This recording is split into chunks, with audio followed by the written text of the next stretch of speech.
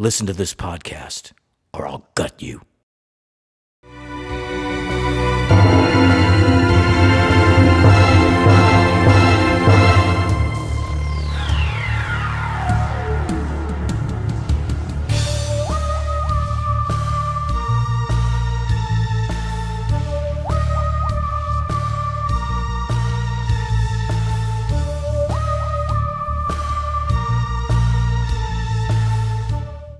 Welcome back, Horror Hounds, to Ghostman and Rivera's Horror Show podcast.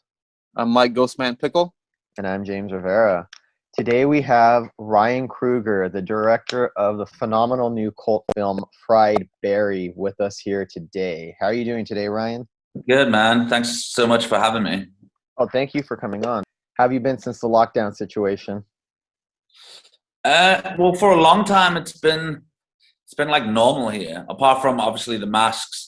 And we have a 12 o'clock curfew. Apart from that, it's been normal. Cinemas are open and restaurants and bars have been open for quite a while now. So yeah, it hasn't been too bad here, to be honest.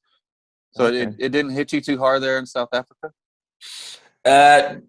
No, not for yeah, you know, at the start of it was like what is it, like 3 or 4 months lockdown. But then after that, it's been fine. It's been fine. Okay. As long as the curfew was at one point, I think it was 11, and then it got moved up to 12. So it's fine. Apart from the curfew, which is annoying. Apart from that, it's been fine. So you haven't had a lot of interference in your film career then with the whole pandemic then, huh?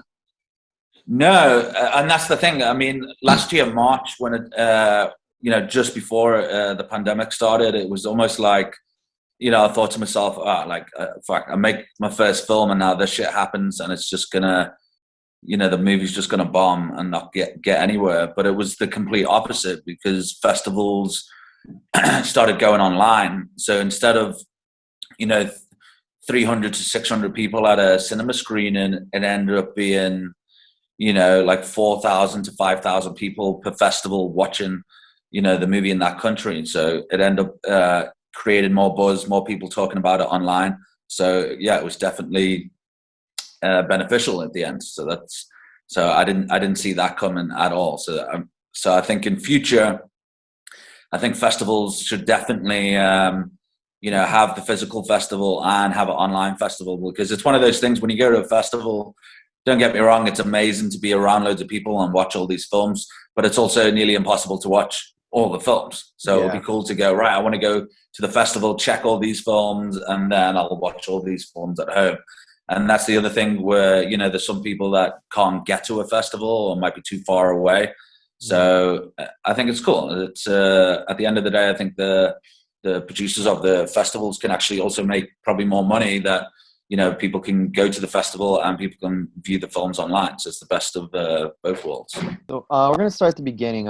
You're from London, am I correct? Liverpool originally. Oh, Liverpool. Okay. So how's your childhood growing up in Liverpool? Yeah, it was great. As you can see in Fried Berry. It was I like growing up in England was great. It was like, I wouldn't change a thing. It's we got exposed to a lot of movies from overseas and stuff like that. And now living in South Africa for the past 13 years. My dad's originally from South Africa, so that's my my connection. I've always been back and forth throughout my life. But within South Africa, it's always been hard to what I've noticed over the years, it's hard to get hold of, like old school movies and I think there's a lot of people that weren't exposed to a lot of movies here unless you go digging for it and try and download stuff and find stuff. But apart from that, I think growing up in England, I was just exposed to like all the cool films that here in America and other places that it's easy to get hold of, whether it was VHS or DVD or So you were into films from a young age then? Yeah, so it's been one of those. I'm that kid that always knew what I wanted to do, so I never wasted any time doing anything else. So growing up, it was like a weekend thing or like a summer thing. It's almost like that movie, like Super 8. Like me and my friends, we'd go out and we would, I'd have my little crappy JVC video movie camera and, we'd go out on the weekend and shoot like short films at my mum's house or my dad's place. And, or the summer we would like, go out and make these films with a bunch of friends. And originally I started acting first and then I went into directing. But when I was making all these films with my friends, I was directing and acting. Mm-hmm. But in every aspect, it like sucked. It was like 100 films, but they were all shit.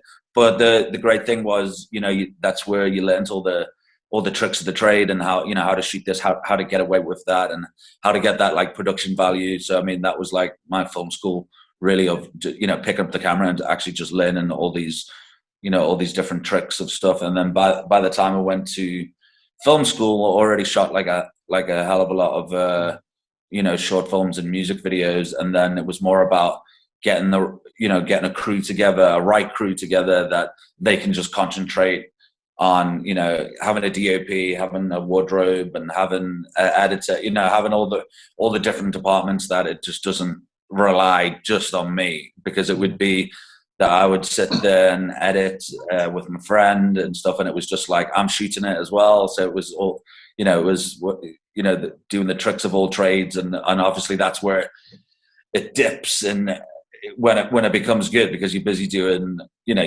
everything. So like when I used to shoot music videos back in the day in Liverpool, it would be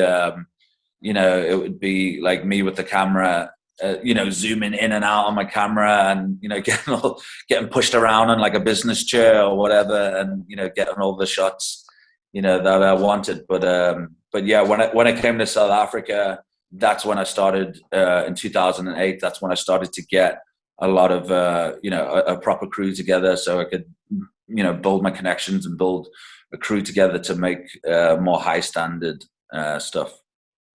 So your first official project that was released to the public, was it a music video? Yeah, it was probably music videos, or maybe a short film. I can't even remember.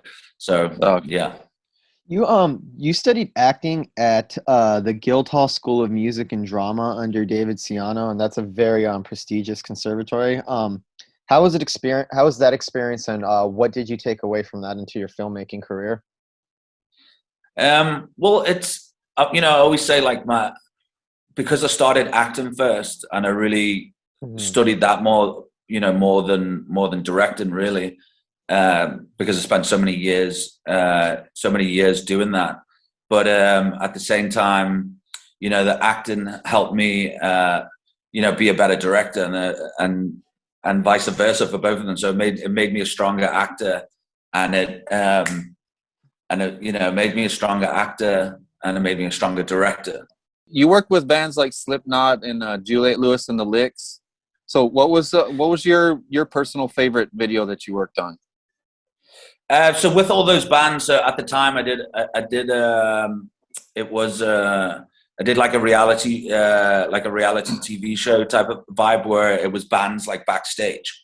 So back then we filmed with Sid from Slipknot and Misfits and Juliette Lewis and the Licks, and the list goes on. But it was like bands like how you've never seen them before. Black so it was Flag. like backstage with the bands, or hotel rooms, or tour buses, and it was that's how I started getting to know, because I was already shooting those low budget music videos, but then I started like shooting behind the scenes with those guys. So it was just like another project, working with certain certain bands and stuff like that, to get just to get more. At the same time, it was like building my reel, and not even building a reel, just getting more experience, or looking for angles to do certain stuff, and to get to certain places, and I think it's all part of the journey with growing and trying to look for that angle to get in somewhere, to start doing something different. Is your process for directing music videos different from directing film, or is it like a similar process for you? Well, this is the thing. So in South Africa, I'm known as a music video director, and a lot of the time when you think of music video directors, you think of band performance. So with me, I was known for doing narrative storytelling within a music video. You know, so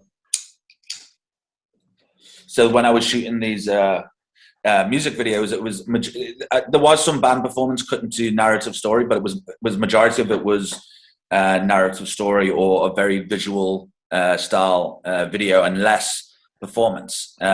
So it was almost like shooting music videos for me was shooting like short films, as I said, narrative storytelling within a music video. So when it came to a feature, it's just a long form of, it's the longest form of filmmaking, that I've done. I haven't ever done something and spent so much time on one character and one story and one project. But at the same time, it was kind of no different. It was just concentrating on it more and really opening up that. But at the same time, as a visual director doing the music videos, it's still related to narrative. What prompted you to move to South Africa? You seem to know it very well just by watching Fried Berry. Well, that was the thing. So, I grew up, as I said, I grew up in England. My dad's from South Africa, so I have a family in Durban and Johannesburg in South Africa. So I've always been back and forth over the years visiting family. And then my ex-girlfriend lived in Cape Town, so it was like I started to come to Cape Town, but I have no family in Cape Town. And when I first came here, I ended up playing a small part in a movie called Doomsday, directed by Neil Marshall. So I did a little small part there, and then I started shooting music videos here. And then I was like, shit, I'm actually getting more work in South Africa than in England. So it made sense for me to move to South Africa and work here. So I went to a film school here in South Africa in 2008, and that was purely just to get a crew together so I could shoot stuff within the school and outside the school. So while I was studying, I was still making big music videos that were for major bands in South Africa. So it just seemed like the best move in a sense of work wise. And because in England, it was every now and then, it was I still had part-time jobs and stuff like that. So it just made sense to move. And for the past 13 years of living in South Africa, I've only ever done acting and directing and nothing else. So if I'm not busy directing, I'm busy acting. So I've always kept busy either doing one or the other. Around 2008, I believe you got to meet Quentin Tarantino during his Death Proof tour. How did that come about, and what was that experience like for you? Yeah, so I mean, that was actually in Liverpool when he did the Death Proof tour, and I just at the time I just gave him my.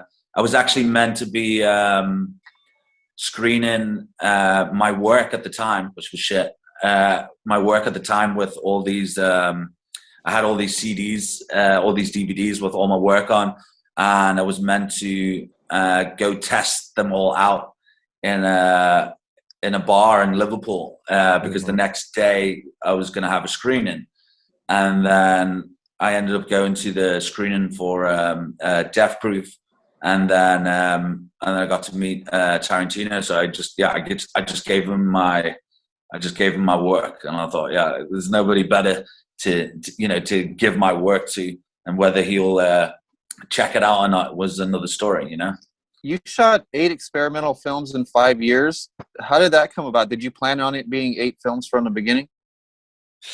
So that's still going on now. So it's been basically the last 4.5 years, and it's still happening now. The only one that I've released was, funny enough, was the short film experimental Fried Barry, because that started as a short in 2017.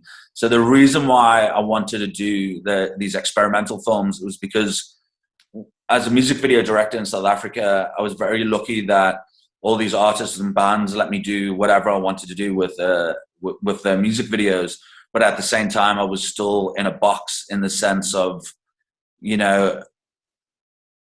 I was still in a box in the sense of that, I had this certain type of music that I had to fit with the story that I was telling.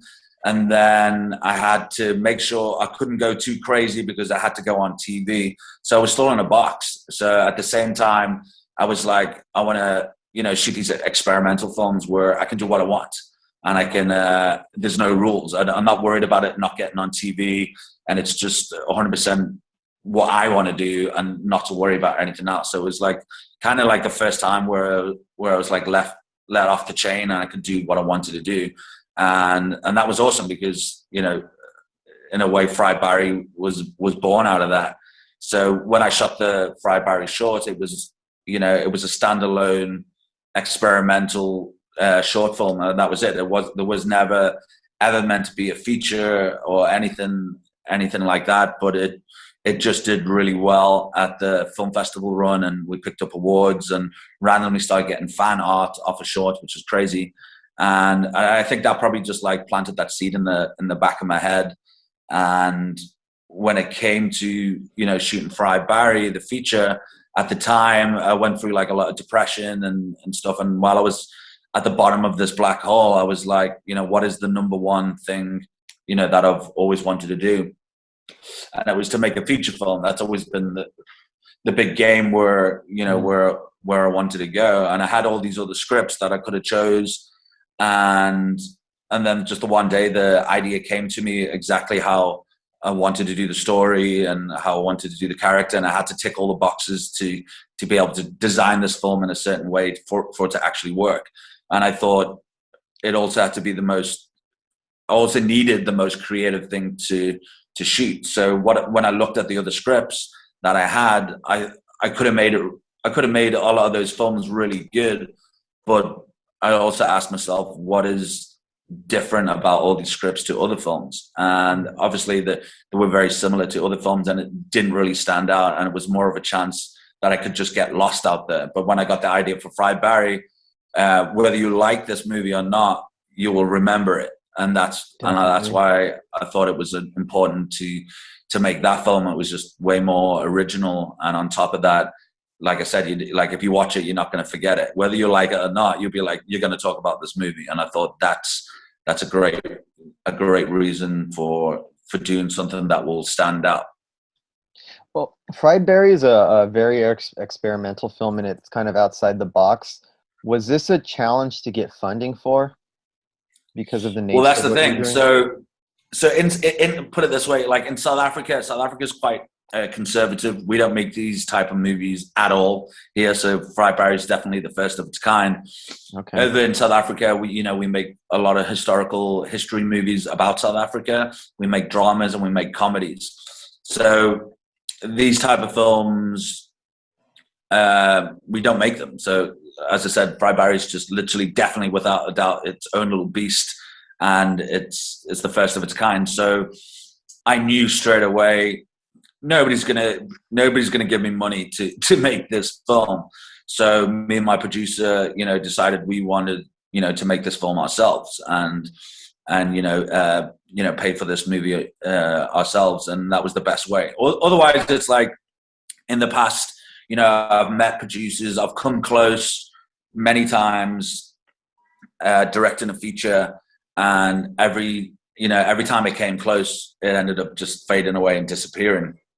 And as I said, when I went through that depression, I was just like, fuck, I just need this is my medicine. I need to do this film. I'm just going to do it. I'm not going to wait. So when I got the idea, it was like in 3 days, I wrote a 50% brief scene breakdown. A month later, we started shooting. We shot the movie over 28 days, over a year and a half. And the movie was developing as we went on with filming, and in a great way. I could see, I still need this. We've got this, we've got that. I need to shoot this. I need to, I realized like how important the wife was in the movie, and she's the heart of the movie. So I was like, cool, I need to get more scenes with her. So the movie was developing as we were going, and that was cool. And the major dialogue in the movie that I wrote, and sometimes it was traveling from one location to the next, like scribbling on a piece of paper going, I've got an idea for this, I've got an idea for that. And I also didn't want anything to be like totally set in stone. And that's where I was at the time with like depression and everything. I needed a film that I could do my style, be really creative and be really open. So nothing was just like, we have to do this because the script says it, it's this. So, being in the moment and having that organic feel where I'd get an idea on set and be like, cool, let's change it. Let's do this. And I think that's where, a lot of the magic came from, that nothing was like completely set in stone. So you have over 100 actors in the film. Would you come up with their scenes sometime after finding the actors, or how did that work out? Because it seems like it's all scripted with so many characters. Yeah, so that was the thing. So Fry Barry's, I always say Fry Barry's like a road movie. So it's like a road movie without the car, but Barry's the car, and he meets all these different people. So I knew, we were going to have a lot of actors in this movie, but a lot of the actors aren't going to be on set for too long either. So once we shot with these, the next person he meets, once we've shot them, they're done and we don't need them again. So, but saying that as well, that all the actors that were cast in this movie, nobody auditioned for this movie. So I'd probably say about 95% of the actors I've already worked with before, whether it was like music videos or short films or commercials. And so when I was coming up with the ideas for certain characters, I was like, this guy would be amazing as this person, and this person would be great as this part. And that's why I didn't waste time thinking about, bringing loads of people in to cast for certain roles. I knew the actors and what they're capable of. So I was like, cool, this guy would be great doing this part. And then there was about 5% of the actors that I've seen the work, haven't worked with them, and admire their work and wanted to work with them. And that was it. And it was just like, it came together really, really, really easy, Your lead actor, Gary Green, is also from the short Fried Barry. He's not a trained actor, but you can't really tell when you're watching the movie. The performance seems pretty naturalistic. Was your process with directing him a little bit, since he's not a trained actor, was it a different process for directing him as opposed to the rest of the cast? Yeah, absolutely. And the thing is with that, it's like, when you haven't got a trained actor, it's also one of those things where if you're a trained actor, there's stuff that I would direct you and tell you. And then with a non-trained actor, it's like a completely different language. So I wouldn't be saying the same things I would be saying to you as a trained actor. So within the film, because the movie relies on Barry, and when I got this idea and this character, everything had to be right. Everything had to tick the boxes, and I also like molded it around Gary to make it work with the character and everything because of dialogue and because of certain things. So with a lot of the rest of the cast, I did a lot of improv with. And then with Gary, because of that non-training that he went through, and I also didn't want him to overthink anything. I didn't want him to prep for anything, or otherwise I would have to like try and remove that from him. And that's the thing, like people will, preempt stuff or pick stuff up or try learn something. And I was like, no. So it's like, every day it was getting that clean slate every day with him. So before we started shooting, I had that conversation with Gary saying, okay, this is what the film's about. This is what we're going to be doing. And then,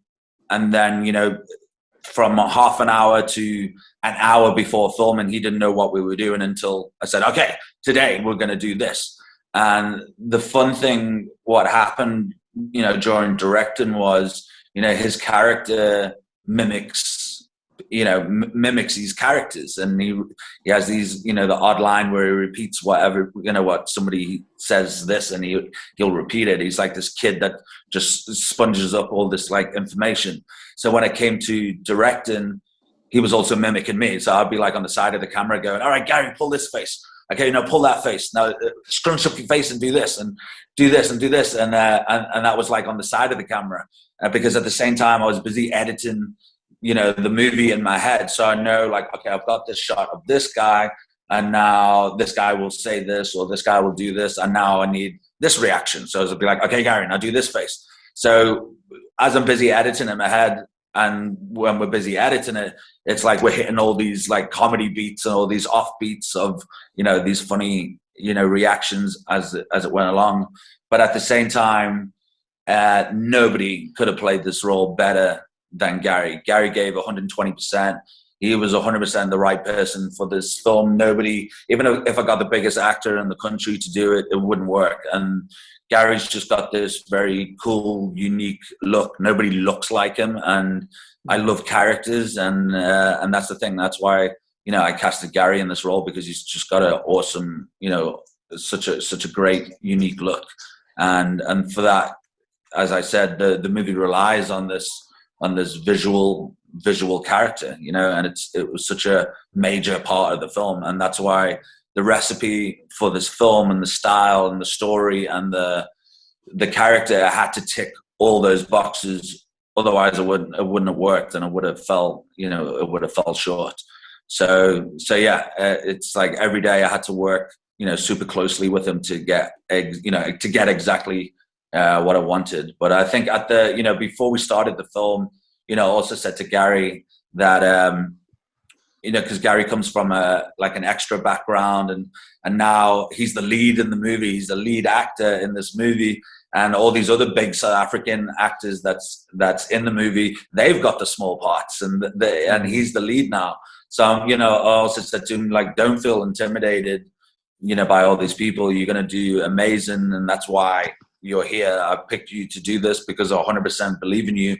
I know what I can get out of Gary, and, you know, and I think that's the director's job, to get the best out of, you know, your performers, and this just worked, you know, so well, and it wouldn't have worked with anybody else, you know, and I think that's the magic of this whole film, and I'm so proud of Gary doing so well, and you know, and putting in that 120% every day that we were shooting. He was always willing to do, like, you know, another take, and it was fun. We had a lot of fun. I think anybody that watches this movie, I think they can tell that we had a good laugh making this movie.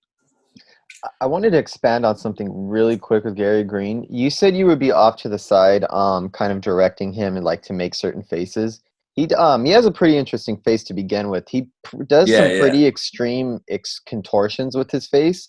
Is that all him, or is any of it augmented by any effects? Because he seems. I think we had, like, I think it was 2 to 3 shots that we stretched his face up. You know, like in the club with his jaw. You know, that's why it's funny that you say that, because some people were like, Can he really do that? Yeah, that's what I was wondering. Yeah. So quite a few people have mentioned that, but yeah, he's just got this. He can pull his face, and you know, that's why I'd be like, okay, more, you know, it was always like, okay, more eyes, or scrunch up your face, or, you know, pull your mouth to one side and open your eyes more, or relax your face at the top and more eyebrows, and, you know, it was all those molding, you know, funny you know, facial expressions. And that's why, like, you know, you see scenes with, like, the Baby Barry scene and stuff like that, and it's like, you know, the sex worker saying, you know, he's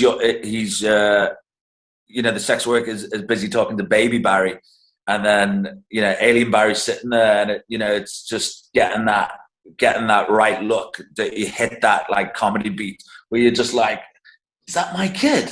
You know, just looking at it, and that's why that's the beauty of it, you know. Okay.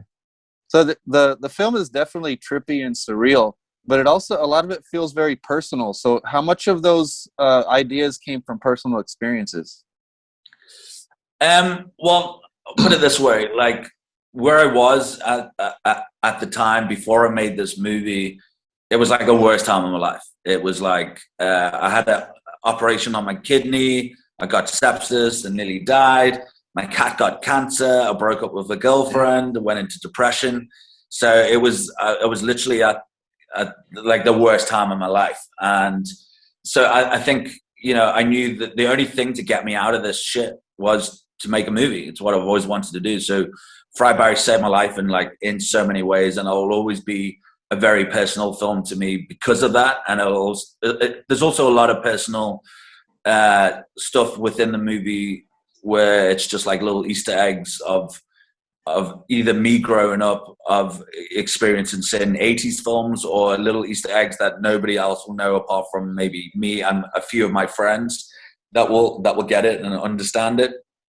And yeah, so I think, you know, Fried Barry will definitely be always a very personal film to me, not only because of all that stuff, it's, you know, also being my first feature as well.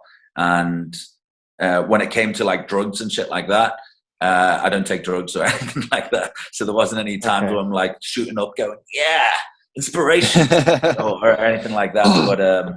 But yeah, it was just I always say to people, it's like, you know, if I watched this film when I was like 11 or 12 growing up, I would have loved it. You know, it was, when you look at those films of when you're a kid watching, you know, all these like cult style movies and all these 80s movies, you know, it was such a big part of my childhood. And I think if this came out when I was a kid, I would have probably loved it. I was immersed in the LA club culture for a while, and it felt very much like, you know, a club hopping. So you really captured the feeling that you get when you're club hopping. I hope your experiences aren't too close to fried berries, Michael. Yeah, no. Okay. One of the things that I liked is your film is heavily driven by these wild, surreal visuals, and it's married to a very pulsing soundtrack, which I imagine comes from your background in music videos.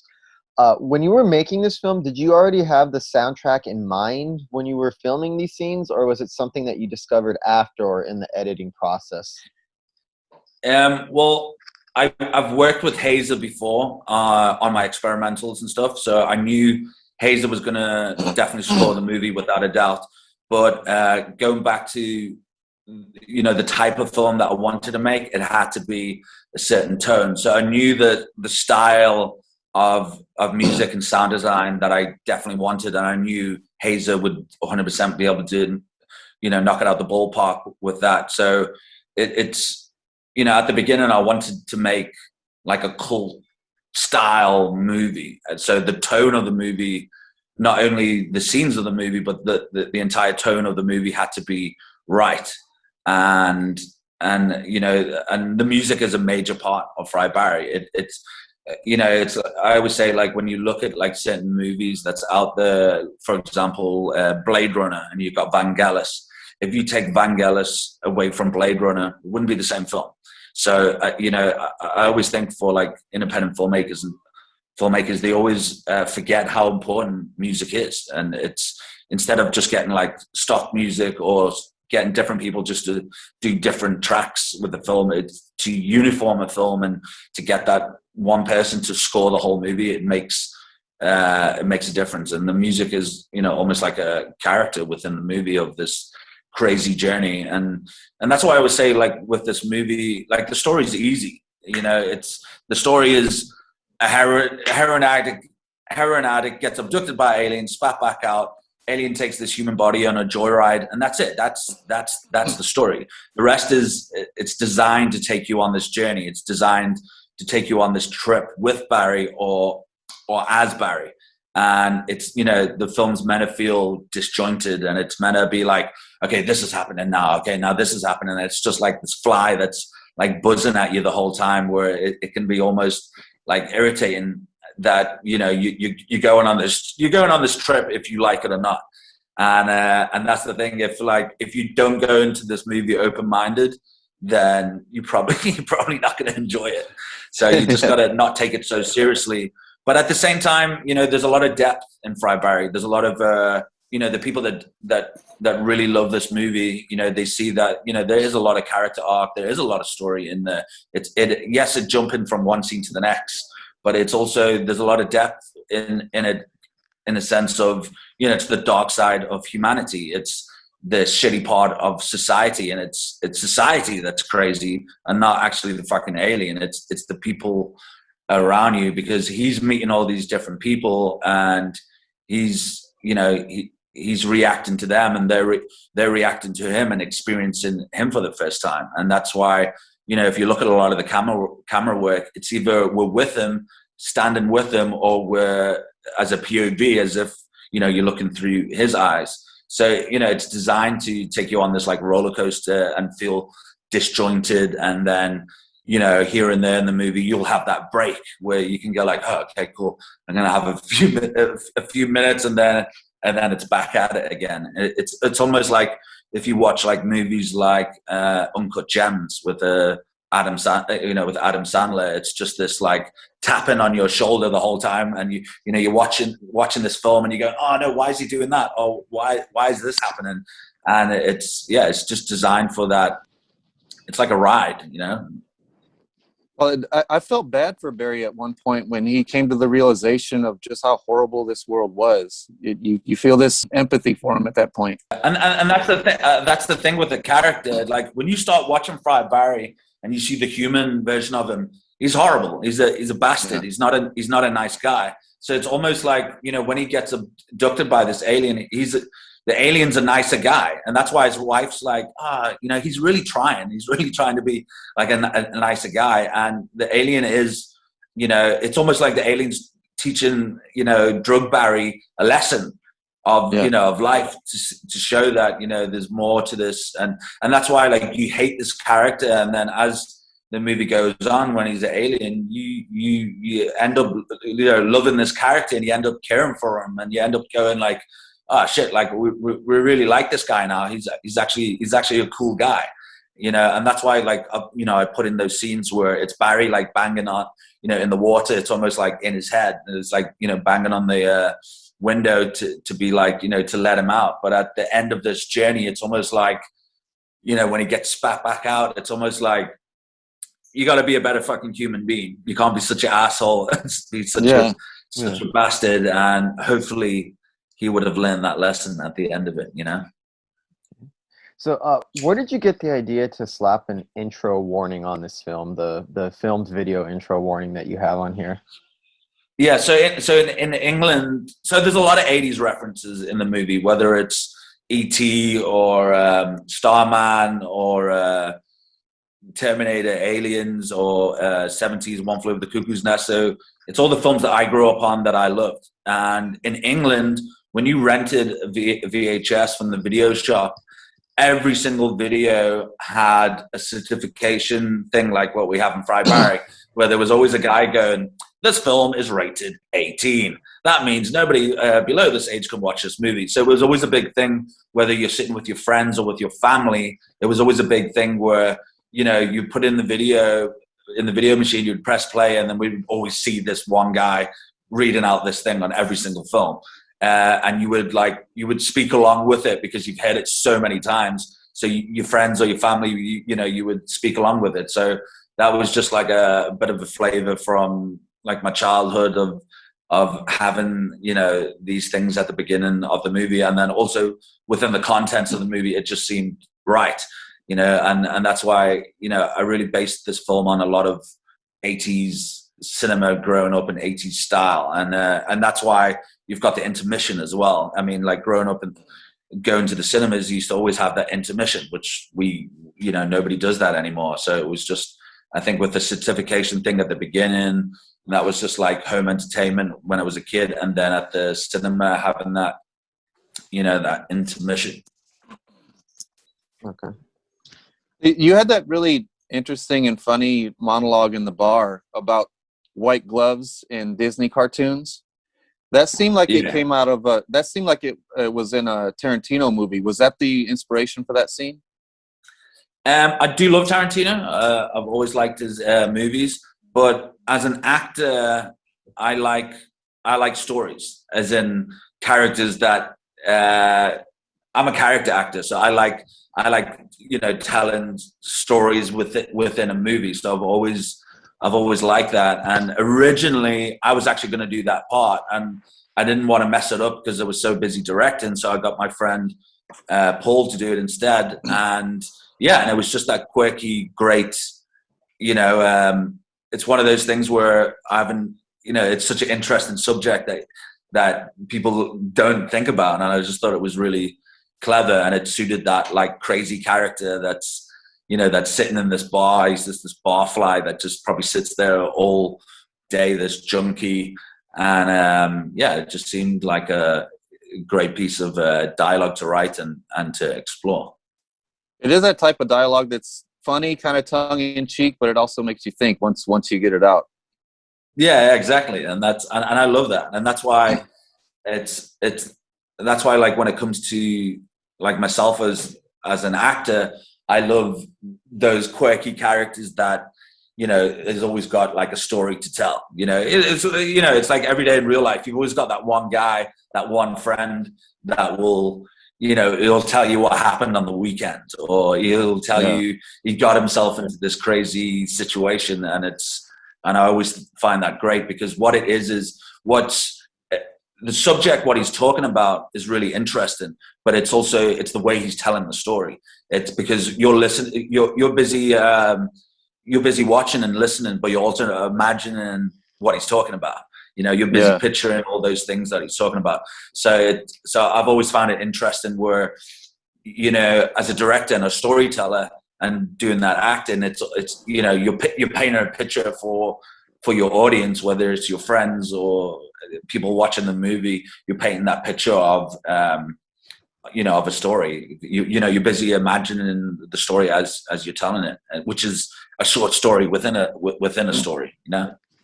Yeah. Connection between Mickey Mouse and minstrel shows. So, where did you get the idea of having an alien abduction in the film? Well, that was the thing. So, I mean, the experimental was just, like I said, it was a standalone film, and I was just a drug addict in a building. So when I was thinking about what film to make, it just seemed right. You know, I needed 100% another element, or otherwise it would just be like a junkie that probably would have died in the first 20 minutes because he took too much drugs, and then the movie would have been over. So it was just like, I thought it would be funny to add that element of this alien that we've never seen before come to Earth, and, you know, and start taking all these drugs, and he can handle it because he's even though it's a human body, he's an alien, so he can handle, like, you know, he can handle more than the average human. But like, my three main references that I mashed into this movie was John Carpenter's Starman, early 90s film Bad Boy Bobby, and Bad Boy E.T. Bobby. Yeah, so it was like a mixture of E.T. and those two films all mashed up, and just, you know, put my own thing to it, and just like spiced it up like a shitload to make something completely different. Well, it certainly works, because the movie is already operating in a certain register when it starts, and then it goes to the alien scene, and it completely shifts gears. So it really works.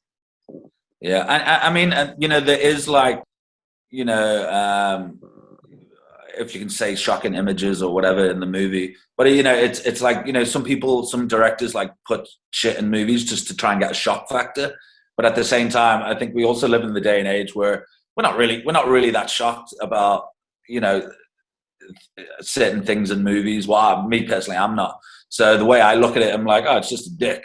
It's just a dick, and it's just this thing, you know, going in there, and it's a visual thing. And that's why when people talk about alien abduction, they always talk about probing, but we never see it. And I'm like, oh, why haven't we ever seen it? Like, why didn't we show it? Like, so it's not really put there as a shock factor. It's just put there to really get inside this character and what the hell he's going through. And again, that's what the film's designed to do, to be in Barry's shoes and go on this journey, and you're feeling what he's feeling. And, you know, it's like very disjointed as the film goes along. But yeah, I just thought it was funny that, like, yeah, well, like, we always hear about it, but we never see it. So let's like show it. And I sent my dad like a clip of the thing going in the guy's dick. And my dad's like, Ryan, take it out the movie. You're gonna fuck up the movie. Just like take it out. And I'm like, I was like, yeah, but you don't understand the contents of it. It's like a 1 second shot. I'll be all right. And he's like, take it out. And I was like, Ryan, trust me, if I got abducted by aliens, I tell you now, I wouldn't have a hard on. So it was just a cool element of, you know, putting that in there. And yeah, it's just the experience of, of this character and all the shit that he goes through.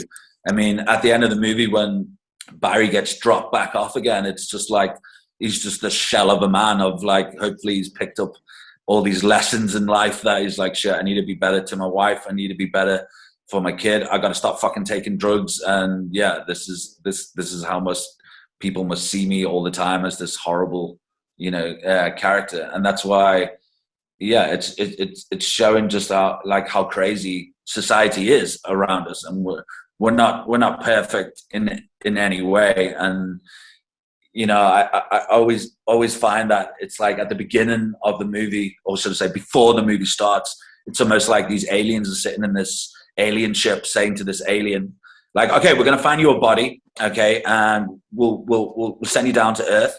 Just get as much information as possible for us, and we'll pick you up in 2 days' time, and just make sure, have a good time. You're an alien tourist. Have a good time and get as much information. And then obviously at the end, it would be like he gets back into the ship, and it's almost like, so what did you learn? And they're like, well, fuck, they love to fuck. They have a shitload of sex on Earth, and they take a shitload of drugs. And I didn't learn that much apart from like people are fucking crazy. Yeah. And that's like the overview of the alien tourist that gets back into the ship. I was curious about the aliens' motivation on a couple scenes. He confronts two different characters that are dying in the street. One of them he saves, and then the other one he just gives a set of headphones. Why did I have my theories, but why did he do that to the second guy?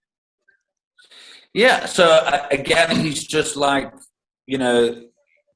the alien itself. He's like he's learning everything. So I mean, it's it's depending on which way you look at it, whether the alien race is different, whether he knew this guy was dying or not, or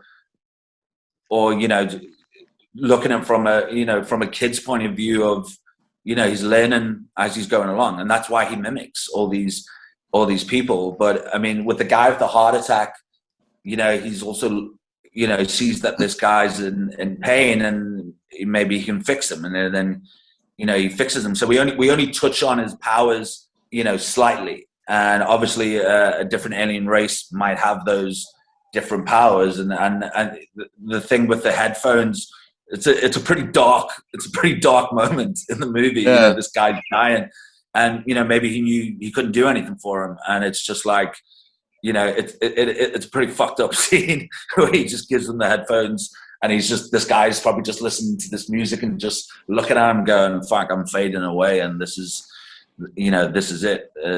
It's too late. And with the guy having the heart attack, maybe he slowed his heart down or whatever, and this guy, definitely been stabbed or shot.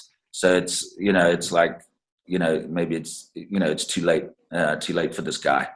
And it seemed like he couldn't help that guy. So he was getting this joy from this music in these headphones. So I'll give you this joy from this music. So that's all I can do for you.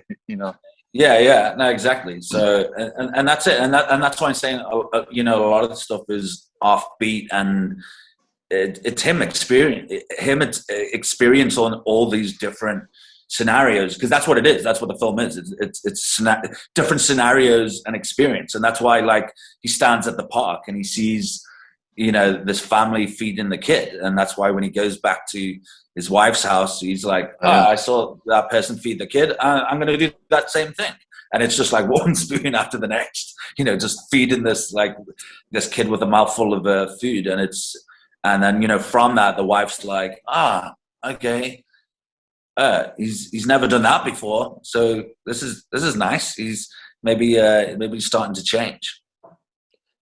One of the interesting things is that everyone that Barry encounters seems to want to sleep with him.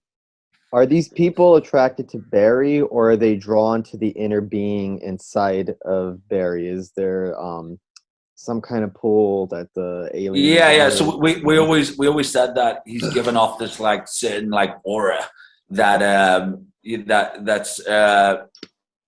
attracting all these people, that they're like, oh, there's something about this guy. Oh, we just want we just want to fuck him. We're giving off this like scent of some sort, and that's the thing. And I thought that was just like a funny fucking element, because you look at Barry and you're like, yeah, he's not like an attractive looking guy, but everybody wants to fuck him, which is great.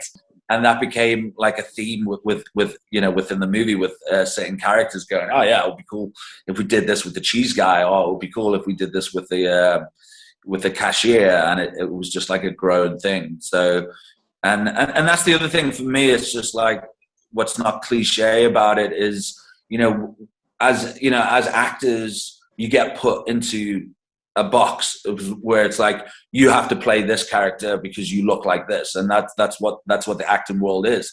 And what's nice about it, when people turn it around and make it different, because when you look at Fry Barry, the poster of the movie, you look at it and you go, bad guy. He's definitely a bad guy. There's no doubt about it. He's a bad guy. And when the movie starts off, you know, he's this bastard, he's this horrible guy, and then he turns into the alien, and you're like, oh shit, this guy's definitely a bad guy. And then when he goes back home, you know, meeting the girl in the club, and he's sitting there while she's getting unchanged, you know, you're thinking, shit, is he gonna fucking kill her now? What's gonna happen? And he doesn't. He ends up fucking her instead. So it's just like, he's just going with the flow, and that comes back to, again, like the tone of the movie and the type of movie that I wanted to make. Because, you know, you look at this guy and you hate him, and you know he's a bad guy because of the way he looks, and then it's completely the opposite. Yeah, you know, as the film goes along, you end up loving this character, and you feel for him, and you're like, you know, by the end of it, you're reaching out for him. And when he gets beaten up, you're like, oh no, like, oh, why is he getting beaten up? And then, you know, the end of the movie, you're like, oh shit, he has to go home now. Like, oh fuck, we don't want him to go home. We want him to stay, you know? Mm-hmm. But it didn't seem all that strange to me that all these people wanted to have sex with him, because that's kind of an element of the club. Do you want to fucking Mike? Is that what you're saying? But it goes. But that goes beyond the club, though. That starts off in the club. It's people just on the streets and in supermarkets and stuff like that. It goes just beyond a club atmosphere. Yeah, because if you're in the club life, and even when you go outside the club, when you're mingling between clubs and stuff, the whole nightlife, there's a whole section of people out there looking to have sex with somebody. And if you have something odd and unique about you, you're gonna have people approach you to have sex or want something from you, like this with this character. Yeah, it's the dregs of the night. It's the people that don't want to go home. You know, exactly. Like, I want to carry on partying. I want to stay out longer. Who can I fuck? I'll fuck exactly. him. Yeah. You know. So, how did you come up with the woo during sex? Was that the actor himself, or did you come up with that? Yeah, it was a reference of Ric Flair. So when I was a kid, everybody would go woo as Ric Flair in wrestling, and then when it came to that sex scene, I wanted to link it with the club scene, and that was the thing. It was so when the DJ, you know, says, "Hey, come on, like make some noise, woo," and he does this, and then when he's with the girl, you know, Barry's sitting there and he's just getting, you know, basically she's fucking him, and he's just sitting there, and then she's like for fuck's sake, make some noise, which links back to the club. So he goes, woo, you know, as it goes along. So we link that, you know, throughout the movie, you know, when he has sex with his wife and stuff like that. How did you achieve the pregnancy moment where the woman gives birth very rapidly after sleeping with Barry? Yeah, I mean that was a hard film, hard scene to shoot, in the sense of I got 3 different size stomachs, so I could make it, you know, as if it grows, you know, throughout the scene really fast. So I had 3 different prosthetic stomachs that I'd add one, get a few shots, add the other one, and then because we didn't have any makeup people doing on set with us for that, I got the stomachs off the prosthetics people, and then I had to put it on. So I had to, wow. you know, put it onto the actress and make sure she like hides the creases, you know, with her arms holding the stomach and get the right angles. And then there was, you know, shots where we had to lift the bed up and to get like a lower angle, or, you know, she's got her legs up and then we would have to push her back up to get the right angle with the baby coming out. And there was many moments where we were shooting that where I was thinking, oh, what the fuck are we shooting? it just got crazy. But it was also a thing for me where when I look at movies that I love and movies that I watch, there's always those certain scenes in certain movies that you love that you remember. Like if you mention Pulp Fiction or whatever film, you always remember them dancing at the club, or you remember this scene or that scene.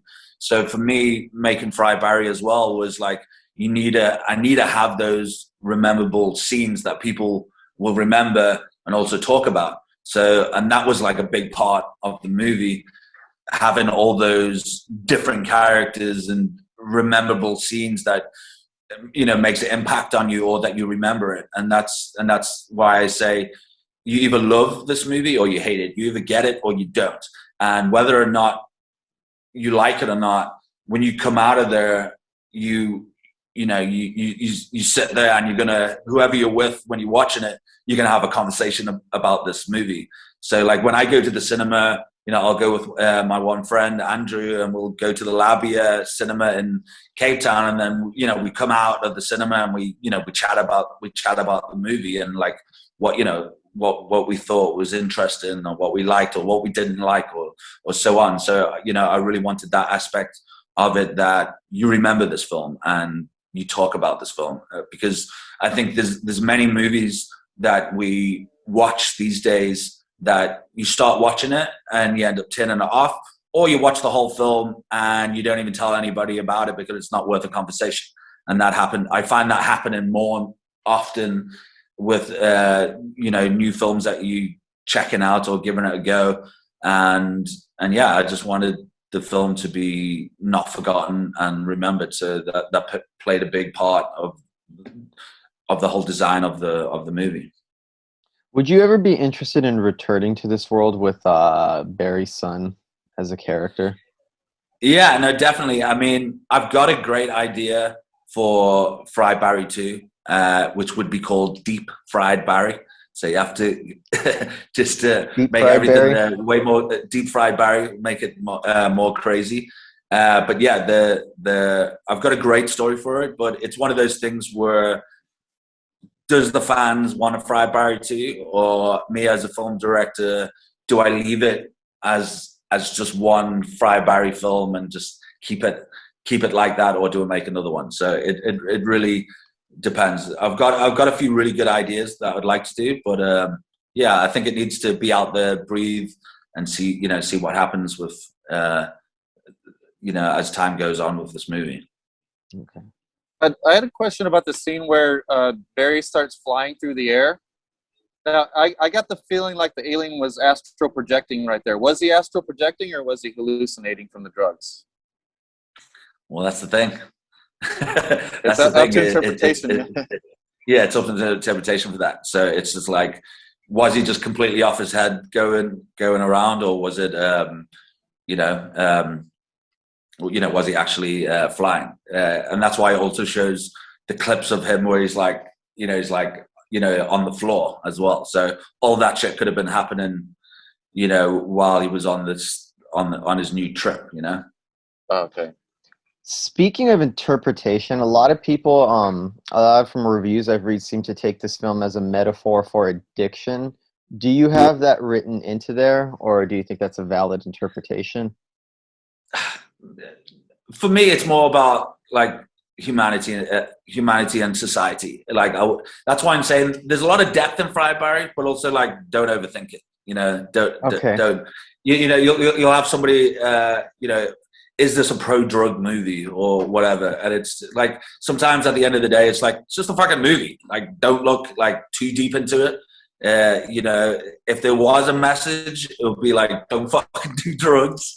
And it will be like, you know, society. And, you know, we do have a dark side of people, and we do have a dark side of humanity. And, you know, none of us are angels, you know, it's, you know, those characters exist, and each to their own. And Fried Barry is like the underbelly of, you know, of all these fucked up characters that lives around this character and the people that he meets. I mean, they're all like, you know, the lower class of society, and it doesn't mean that they're bad people or anything like that, but there's those drug addicts and there's those crazy people. I mean, the only people that are not, you know, bad characters in a sense of, you know, like the doctor in the hospital or the little kid that's still innocent, and everybody else is just like fucked.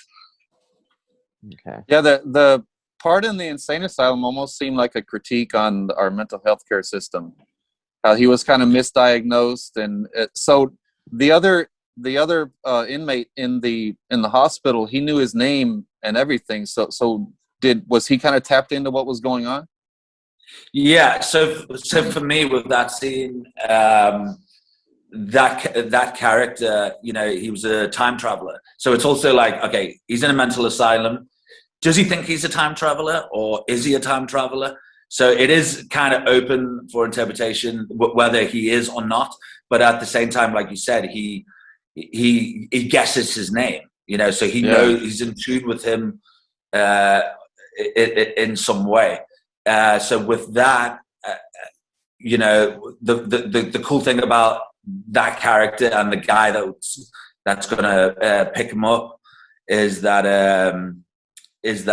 quite a few years back, I made a short film called The Time Travelers, and that actor Sean Cameron Michael and the other guy that he has a trip with in the car, Graham Clark, they played the two same characters.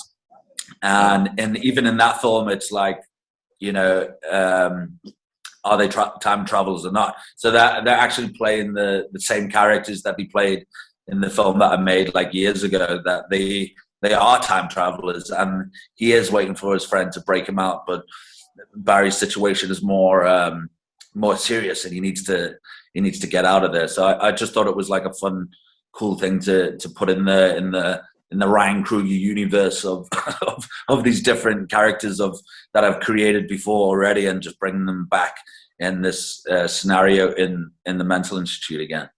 So are you trying to do kind of like the Tarantino thing where your filmography is going to be reflective of a larger universe? Dude, I don't know. Like it's just like I always love like Easter eggs, and I always love, you know, when things, you know, comes back on itself, where it's like even within Fried Barry, it's like he's sitting there in the kitchen and he sees the thing about the guy that these kids have gone missing, and then later on in the film, he finds the guy with all the kids. So I always think it's cool, like putting something out there and then tying it up later on. So that's always like interested me. But even the actors that you know played these two characters, you know, I worked with them on that short film, and it's just cool bringing back characters that, you know, that I've created, and be like, cool, let's bring them back. And then the cool thing is with the time travelers that you have these two characters in there, but you also have Barry in there as well. He's also a patient that's in that mental hospital as well. So it's just cool having all these, you know, different Easter eggs and already existing things, you know, before Fried Barry, you know. So Fried Barry screened in about 57 film festivals and won 12 awards. So what was your festival strategy, and what advice would you give to up-and-coming filmmakers how to approach the festival circuit?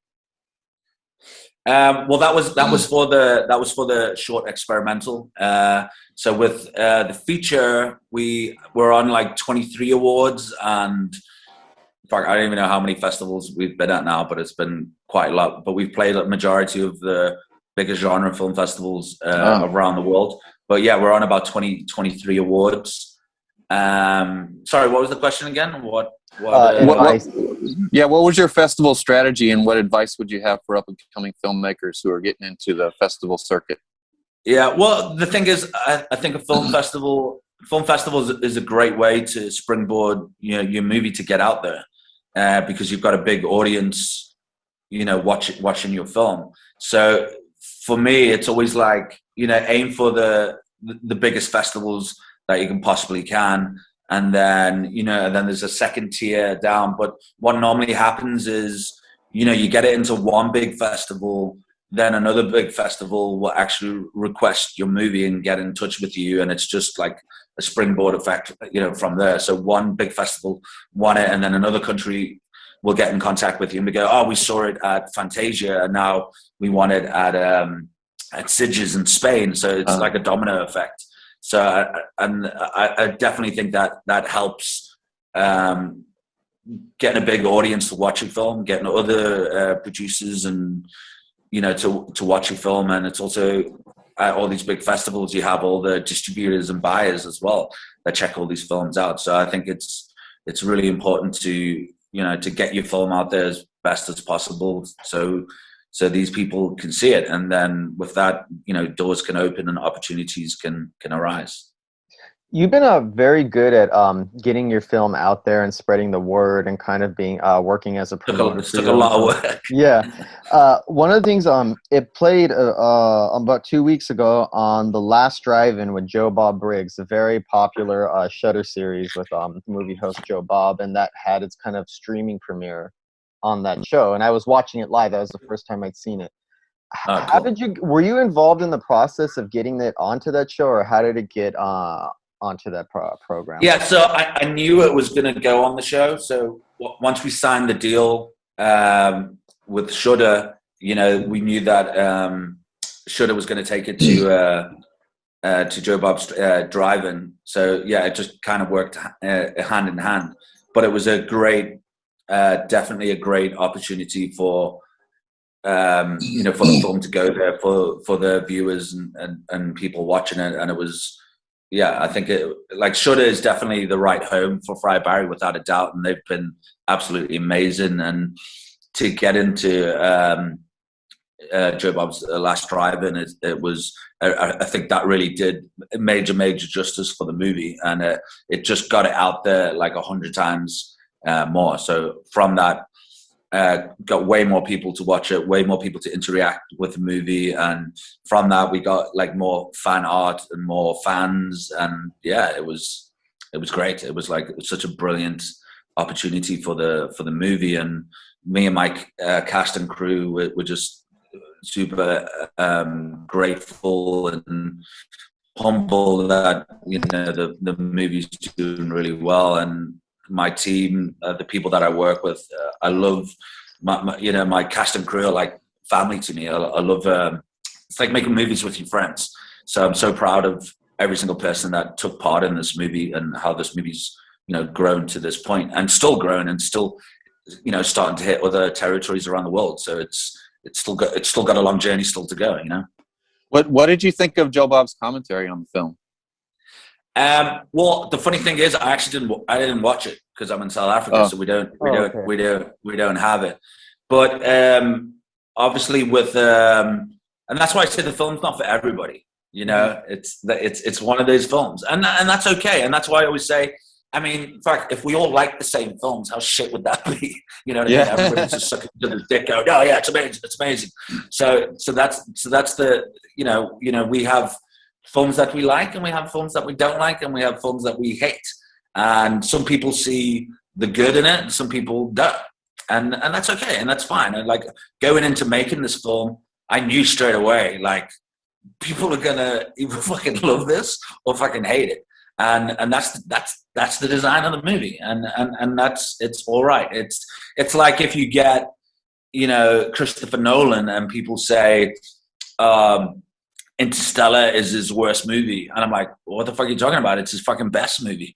What I mean? So it really depends on the taste. And it's also like, like for me, like on a Sunday, I want to chill, I want to sit there and I want to watch an easy popcorn movie, action movie where I don't have to think, or a comedy. So there's always a time and place when to watch a certain type of movie. That's what I believe in. And you got to, it's like listening to music. You listen to certain music because you're in a certain mood. So I think with Fried Barry, you know, you have to watch it late at night. You can't watch it during the day. Yeah. You know, you got to watch it late at night, and it's got to be a Friday or a Saturday, and it's a great movie to watch with people. That's it. It's a great audience. Like when I did go to some of the festivals and you're watching it in the cinema with all these people, it's great watching all these people and everybody else's energy interacting, you know, with the movie and going on this journey. And it's a lot more fun watching this movie with people. Well, I've noticed online since the movie came out that even if someone hates it, this is one of those movies that if they hate it and they're telling you why they hate it, you're sitting there thinking, that sounds awesome to me. You know what I mean? Yeah, no, exactly. Yeah. So that's the thing. So, I mean, you'll get those people going, I fucking hate this movie. I don't fucking like it. I don't understand it or anything. And then there'll be, like what you said now, there'll be somebody going, fuck, that sounds really fucking good. I actually want to fucking check this movie out. So there's that point of view. But I mean, it's like, we've had about, I would say, like, the lovers are so much higher than the haters. So 90% of the people are like, this film is amazing. We love it. And I've had hundreds of messages from people, and they absolutely love this movie. And then you get like the other percent is halved with, I fucking hate this movie. I don't fucking like it. I don't understand it. And it's half, the other half of the haters is like, this is not my cup of tea, but I can see why people like it. And I can, it's not my type of film, but I thought this was great and this was great, but it's just not for me. But I can see why people are saying that it's a cult film. I can see why people are loving this film. It's just not for me. And that's normal. That's like with any film. But with this film, it's dramatic because of the design of the film. And which is partly the design of the film to do that. And that's why I said I wanted it to be remembered no matter what. So those people that hate it, they're still talking about it. And that's what counts. Yeah. I have a question about the marketing, a couple more questions about the marketing and the release of the movie. First, just so the people out there know, on your website, do you actually have fried berry hot sauce that you can actually purchase? Where did you get the idea to make hot sauce for fried berry? Well, this is the thing with Fried Barry. The great thing about this movie that there's no rules. There's literally no rules. And if you check my Instagram and the Fried Barry pages, you know, we've done all these like like condom commercials, and you know, there's all these like crazy marketing, and that's great. And you can't do that for any movie. And with this, because the character's so wacky and the film's so crazy, it's endless. So a friend of mine, Dean of the Dead, he has this hot sauce company, and we started chatting with him, and he was like, cool, I want to do, you know, he makes hot sauces for like different like styles of like horror films and stuff like that. So he was like, cool, let's do a hot sauce. And I was like, cool, yeah, let's do it. And that's the thing. I think with an independent movie, I was lucky with this film because it's endless with marketing. It can never stop. You constantly can do fucking anything, and that's what's important about making an indie film. Is marketing if you haven't got the big studio behind you, you really got to think out the box. And with this film, I love marketing. So in every angle, we're like, oh, we'll do a condom commercial, we'll do the whole thing about the pandemic, and we'll do this and we'll do that. And it's just throwing all that stuff out there for people to get. I mean, a year before Fried Barry was released, we were already doing all this like weird marketing, weird things. So by the time the film hit, some people would have seen some of this random marketing that we've already done. And then as time's gone on with the different festivals and coming up to this point, it's almost like I've got to repost some of the old stuff that I've done because the new crowd of people haven't seen it. So it's recycling some of the stuff that we've already done that people haven't seen, because you're getting new fans as the movie's heading forward, you know. So with So also with okay. regards to that, right now you have it as it says like a Shudder exclusive when you stream it. Do you plan on having a Blu-ray and DVD release of Fried Berry anytime soon for the physical media collectors out there? Yeah, definitely. So I think it's in the next few months or so. There will be a Blu-ray DVD release, which will have lots of cool like DVD extras and stuff on there, and commentary and stuff. And yeah, I think in this in the world of horror and the collectors and the fanboys and girls, that they love owning that. They love owning that, like, Blu-ray or DVD. And we also want to do like a special edition VHS copy and stuff like that. So it's definitely in the pipeline to come. And that's something that will be that I want as well. I want the Blu-ray. Okay. The self-marketing and stuff you did had just as much to do with your success as the festivals, right? It kind of goes hand in hand. Yeah, definitely. Yeah, it goes hand in hand. It's all. I just think when you're an independent filmmaker, you got to think of every, like me and my co-producer. We've had to. We know we're independent filmmakers, so you've got to use every avenue. And like I said, you can't do this type of thing for every film that you shoot. It has to be a certain design. And luckily, this film, it was an endless possibility of ideas and getting it out there and making people remember this character. And that's why it's like Fry Barry for me. I wanted to make this iconic character, and I think over the years within horror and stuff like that, people try and think of like new monsters or new characters, whether you've got like the Jason mask or whatever, and people are trying to make like a different mask and maybe try and make this and this. And it's like, for me, the denim jacket and jeans is Fry Barry's Superman suit. That's his thing. And what's more important of that is his face. And that's why, I cast Gary, because nobody looks like him. So that's a part of this iconic character that people remember. And that's why when it came to marketing, you can't forget that guy's face. You're just like, that guy looks fucking weird, or he's doing this or he's doing that. And that's a part of the marketing. Because if you had just a normal dude doing whatever, you're not gonna remember that. It's about visuals, and it's about characters that you actually remember, and that's what's important about marketing. Your movie, as you pointed out earlier, was really made outside the confines of like a studio system, has a very independent spirit and feel. And like you said, you had to do a lot of the financing and all that yourself. What advice would you give to first-time filmmakers who are in a similar position where you are, trying to work outside the box, do something a little more indie, something that might not be approved by a studio?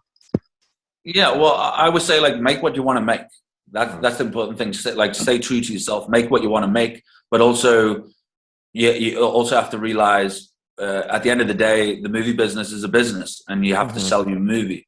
So, like, the interesting thing about Fry Barry, that it was like, it's made for a certain market, but there's people outside of our target market that still love the movie. So it really depends on which direction you want to go as a filmmaker, or your first film. And that's the biggest important decision, because I always, before I made this film, every filmmaker must say this to themselves: I've got to make a feature, and it's got to be good. But it's such an understatement, because it's got to be the best thing that you've ever done. What are you doing? What's the point in making this film?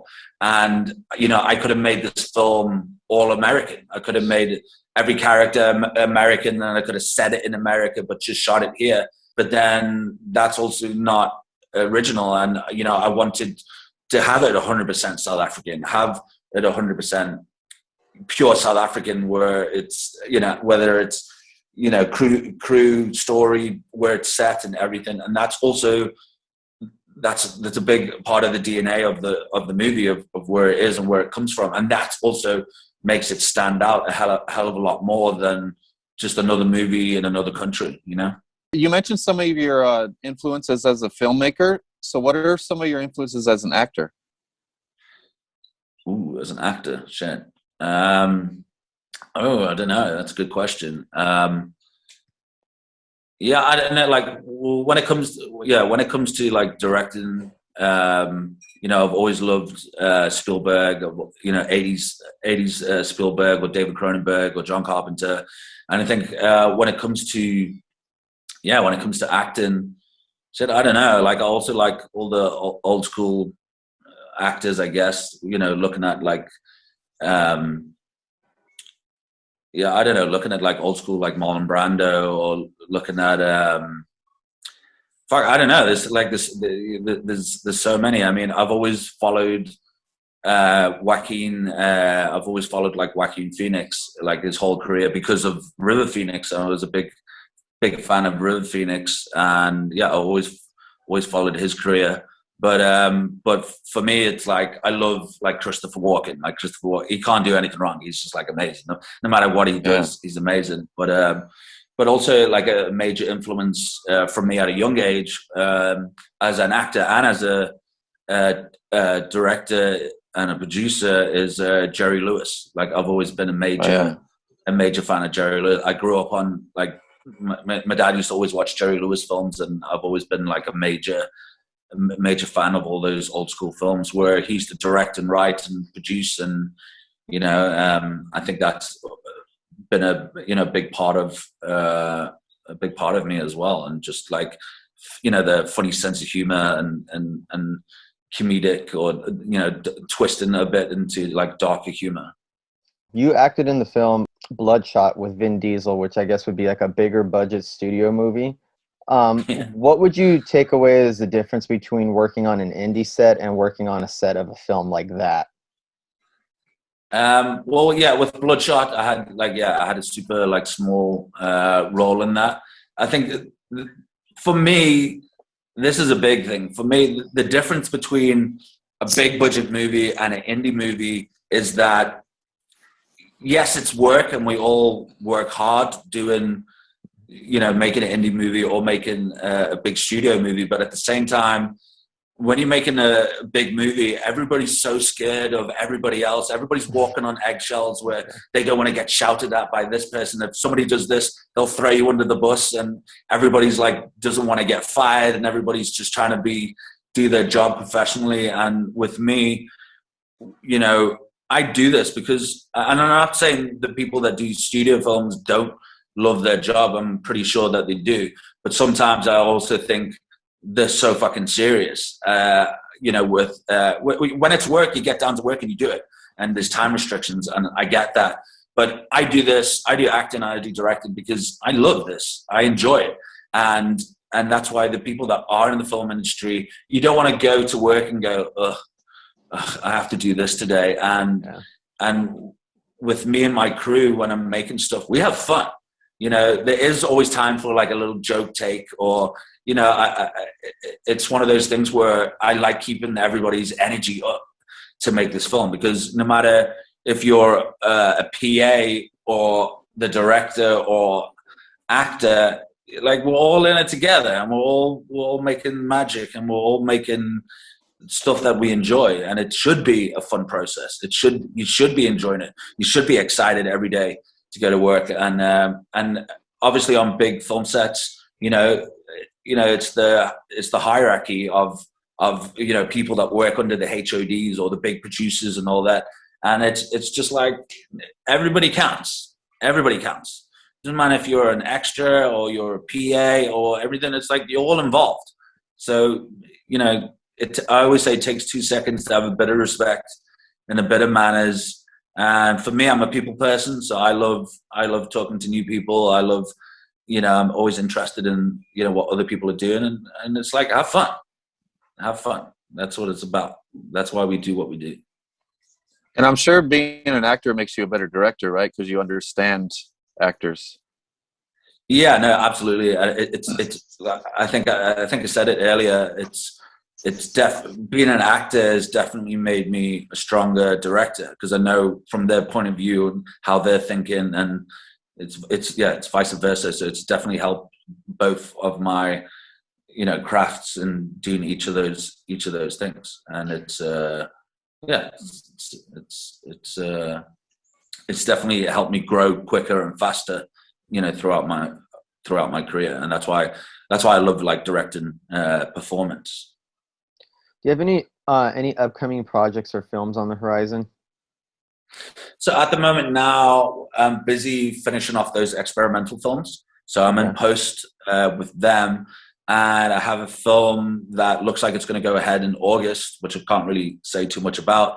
But hopefully, I'll be shooting that film in August. So has the success of Fried Berry kind of pushed some of your other projects forward?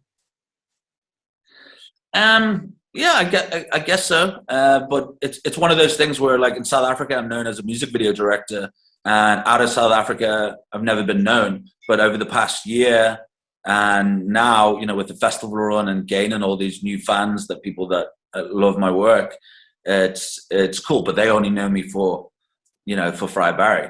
So now it's also like the next project that I do. I also have to strengthen, my directing style, and it's not my directing style, just more of a mature movie. I can still do my style and still have my stamp on it, but also I don't want to get boxed into just making that type of film. So okay. I've also got to show, more of a narrative film, because the design of Fried Berry, as I said, was it's an experience. It's an experience, and that was the design of it. So I don't want people to think, oh, he's just like doing those type of movies. So at the same time, I also want to, broaden the work that I do. So I'm not typecast as one style, So we're going to be wrapping up, but I wanted to know, where could the audience, people who've watched Fried Berry and loved it, who want some of where can they get all of this merchandise, like the hot sauce and the condoms and the clothing? Yeah, so the best thing to do is to go on to friedberry.com. So all the information is there with the merch and everything, or you can find us on Instagram, which is Fried Berry Movie. Or you can go to ryankruger.tv, so you can check out all the other work and stuff that I've done and busy doing. But yeah, any platform you can type in Fried Berry or Ryan Kruger, and you'll all the information's there for upcoming projects and the process of also behind the scenes of unseen stuff for Fried Berry as well. Well, we'd like to thank you so much for coming on and spending this time with us all the way from South Africa. Yeah. Oh, it's a pleasure, guys. Thank you so much for having me, and I hope you enjoyed the story. Well, I want to thank you so much for your time, Ryan. Amazing, guys. Well, thank you so much for having me, and you guys must have enjoy the rest of your day. All right, take care. Cheers, guys. We hope you enjoyed that interview with Fried Berry director Ryan Kruger. For those of you interested who have not seen Fried Berry yet, it's available to watch on Shudder if you want to stream it. Very cheap app. If you don't have it, just check it out. You can either watch the film itself, or you can watch it with commentary in between, broken up on The Last Drive-In with BOB BRIGGS, and that's the first time I saw it. It gives you a lot of good information about the film, but either way, if you just want to see it fresh without any side commentary to break up the film, definitely worth checking out. Keep up with us on Facebook.com/Pickles Horror Show, and also keep up with us on Instagram at Instagram.com/Pickles Horror Show. Join us on our Facebook group if you're interested in interacting with us a little bit more. It's Ghostman and Rivera's Horror Show Podcast Facebook group. Just send it a request, and either Mike and I will approve it. We have another feature film coming out. We got a music video coming out pretty soon, so stay tuned to the page and we'll let you know. Till next week, folks. Happy horror. Happy horror.